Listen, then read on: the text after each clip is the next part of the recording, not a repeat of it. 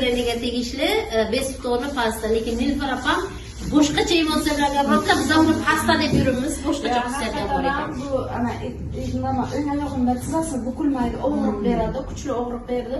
Даже 3 kun yotolmadimda. Shuni surtdim, bu yoqda dedim, shuni surtay dedim. Pastadi. Keyin ustidan bambuk salfetkani qo'ydim.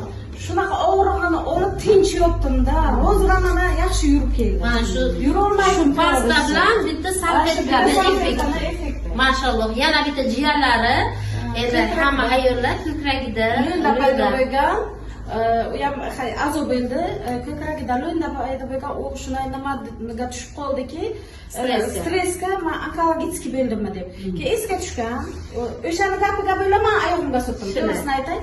Keyin ko'kragiga surtgani 3 kun bambuk salfetka lo'nda paydo yo'q. Bitta pastada.